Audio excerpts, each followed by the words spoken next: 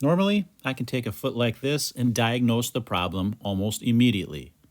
But on this one, I failed. Welcome back to Nate the Hoof Guy.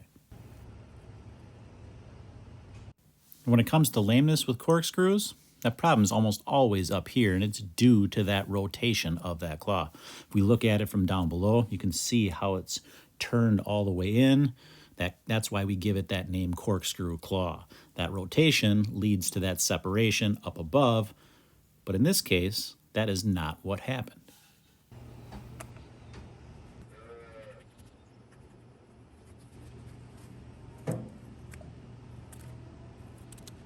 When it comes to trimming corkscrew claws, I almost always start that trim with some knife work. And the reason for that is because that rotation puts the surface that I need to trim more toward the inner parts of the foot, or in between those toes is where I have to do a lot of the trimming. That's not a good place to use your grinder. It can catch in there, and you obviously don't want that to happen. So I'm able to open that area up nicely with my knife, and I can get a lot of that rough trimming done before I even pick up the grinder.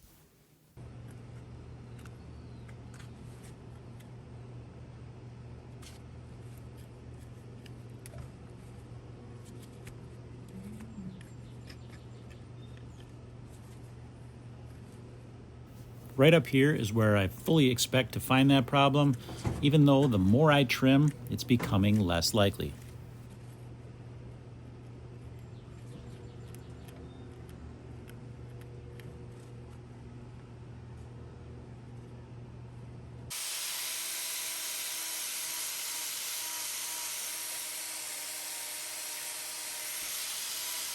You can really notice where the excess hoof material is, which causes these corkscrews, based on where I'm removing hoof. You'll notice as I'm trimming here, that outside wall, I'm taking almost nothing from that area. Most of all the trimming that I've done so far has been toward the inner portions of that claw.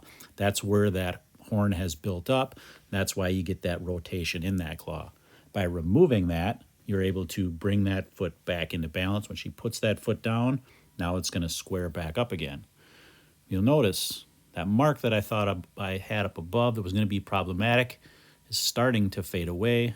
I noticed a small area on this other claw, so I'm checking that as well. I can already tell that my diagnosis may not be right.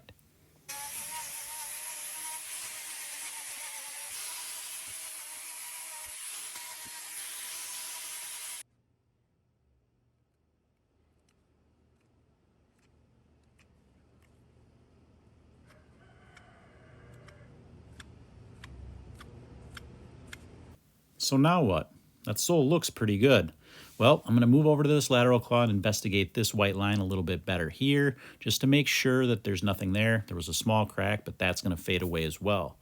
All the other marks on that claw are really non-problematic areas. I don't need to chase those marks any further. I know there's not going to be a problem there. The only place I haven't checked yet is up in between those claws. And yes, that's where we're going to find the problem.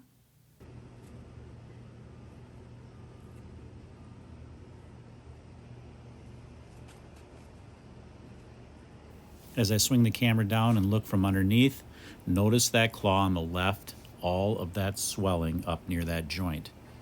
That's right, this problem is up inside the joint of this claw, likely where those two bones meet in there. There's some inflammation, and that's why she's showing lameness on this claw.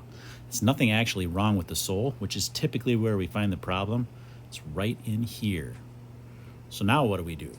Well, we're going to put a block on this claw, and that is going to take the pressure off of this claw. That way, we're going to at least be able to provide some relief to her, allow her to walk on that good claw, and let this claw rest, and hopefully that, with a little bit of help from the farmer, can bring that inflammation down in that claw and make her more comfortable.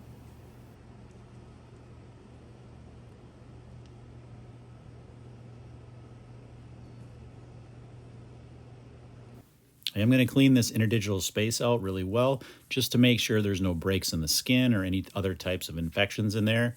And that all checks out, so that is good. That means there's no need for a wrap on her, just a thorough clean down, make sure it's good, and then we're going to let her go and hope that this block does its job.